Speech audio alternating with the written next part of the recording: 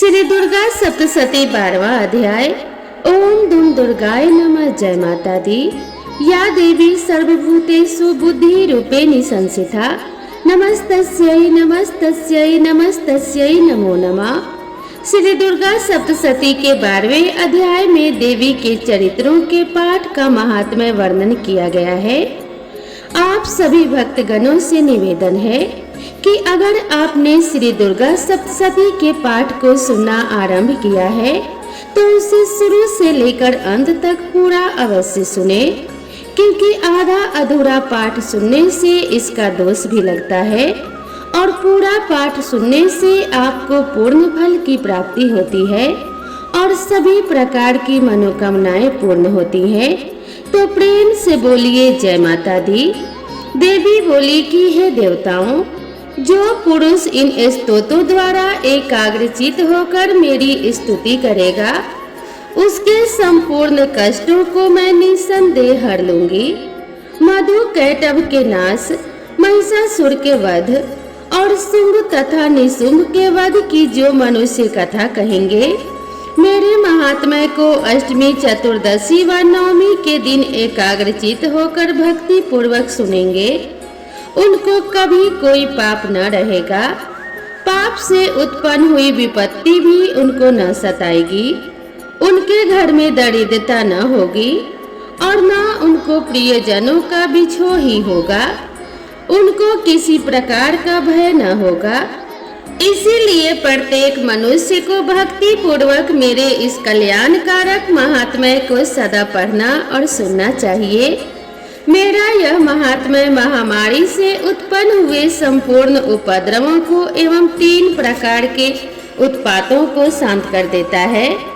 जिस घर व मंदिर में या जिस स्थान पर मेरा यह स्तोत्र विधि पूर्वक पढ़ा जाता है, उस स्थान का मैं कभी भी त्याग नहीं करती और वहाँ सदा ही मेरा निवास रहता है। बलिदान, पूजा, होम तथा महोत्सवों में मेरा यह चरित्र उच्चारण करना तथा सुनना चाहिए। ऐसा हवन या पूजन मनुष्य चाहे जानकर या बिना जाने करे, मैं उसे तुरंत ग्रहण कर लेती हूँ।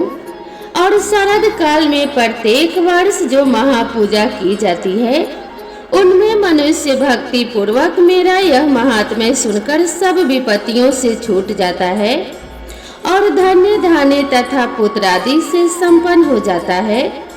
और मेरे इस महात्म्य व कथाओं इत्यादि को सुनकर मनुष्य युद्ध में निर्भय हो जाता है और महात्म्य के श्रवण करने वालों के शत्रु नष्ट हो जाते हैं तथा कल्याण की प्राप्ति होती है और उनका कुल आनंदित हो जाता है।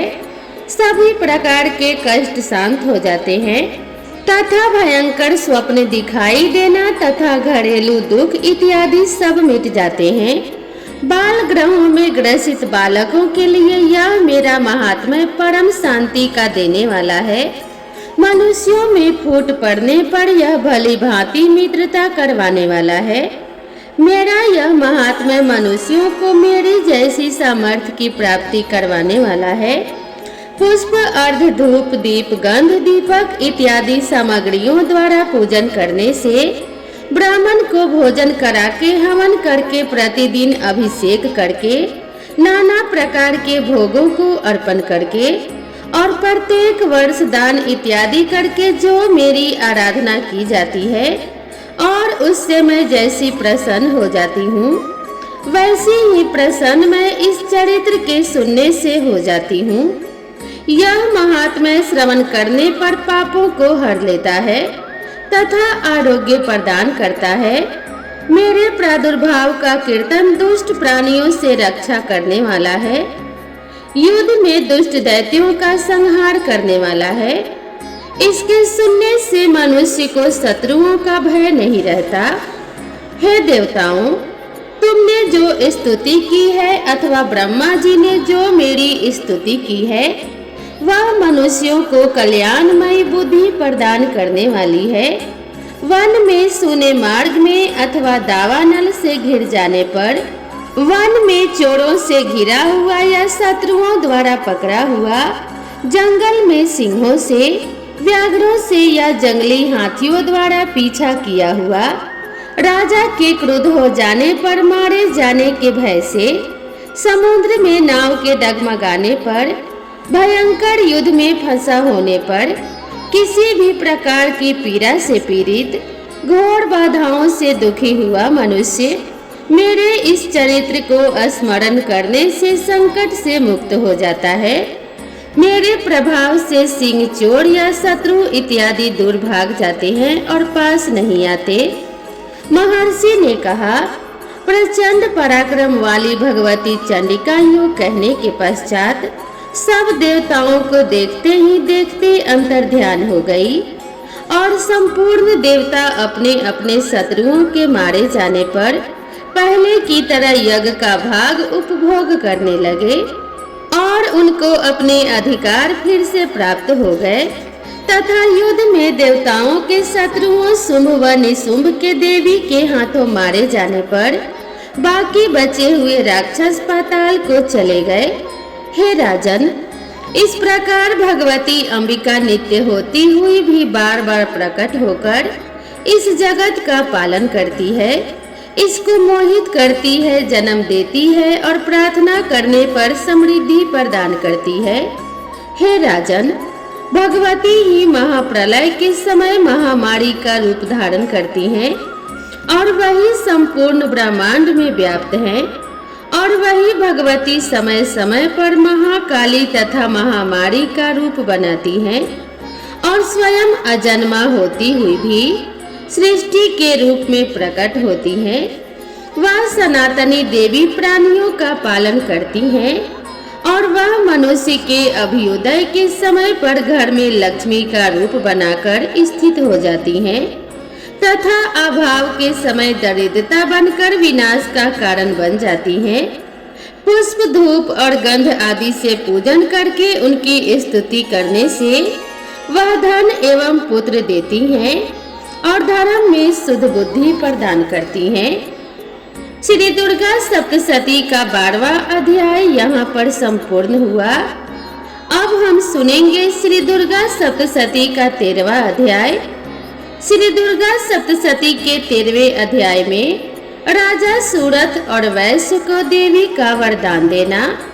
महर्षि मेधा ने कहा कि हे राजन, इस प्रकार देवी के उत्तम महात्म्य का वर्णन मैंने तुमको सुनाया। जगत को धारण करने वाली इस देवी का ऐसा ही प्रभाव है। वही देवी ज्ञान देने वाली है और भगवान विष्णु की इस माया के प्रभाव से तुम और यह वैश्य तथा अन्य विवेकी जन मोहित होते हैं और भविष्य में मोहित होते रहेंगे। हे राजन, तुम इसी परमेश्वरी की शरण में जाओ। यही भगवती आराधना करने पर मनुष्य को भोग, स्वर्ग तथा मोक्ष प्रदान करती हैं। मार्कंडेय जी ने कहा कि महर्षि मेधा की यह बात सुनकर राजा सूरत ने उग्र व्रत वाले ऋषि को प्रणाम किया और राज्य के छिन जाने के कारण उसके मन में अत्यंत ग्लानि हुई और वह राजा तथा वैश्य तपस्या के लिए वन को चले गए और नदी के तट पर आसन लगाकर भगवती के दर्शनों के लिए तपस्या करने लगे। दोनों ने नदी के तट पर देवी की मूर्ति बनाई और पुष्प, धूप, दीप तथा हवन द्वारा उनका पूजन करने लगे।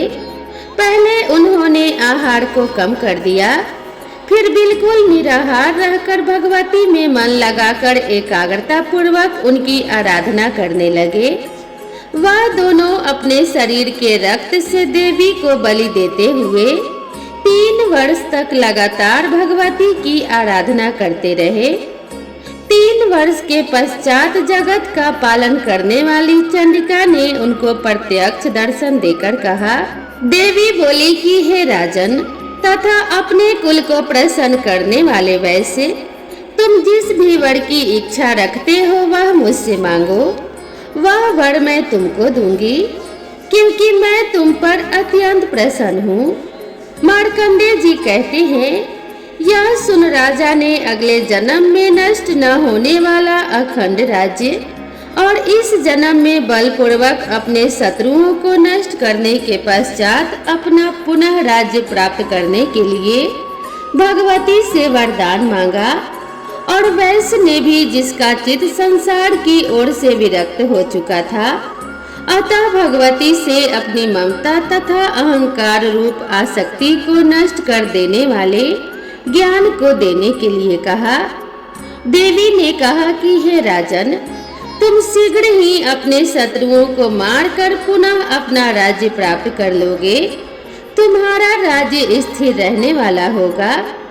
फिर मृत्यु के पश्चात आप सूर्यदेव के अंश से जन्म लेकर सावर्णिक मनु के नाम से इस पृथ्वी पर ख्याति को प्राप्त होगे।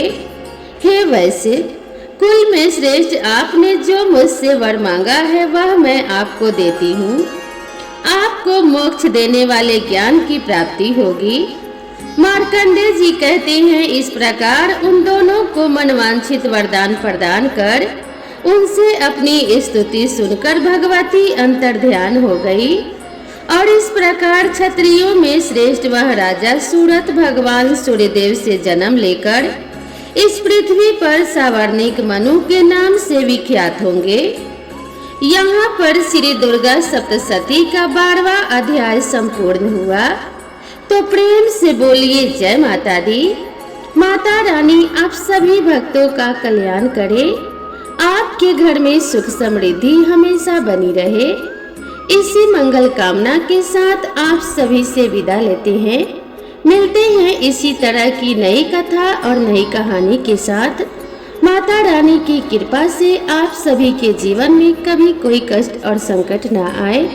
तो दोस्तों, आप सभी से निवेदन करती हूँ कि अगर आपको ये वीडियो पसंद आई हो तो इसे एक लाइक जरूर करें, और चैनल पर पहली बार आए हैं तो चैनल को सब्सक्राइब करना ना भूलें। तो मिलते हैं इसी तरह की नेक्स्ट वीडियो में, तब तक के लिए राधे राधे।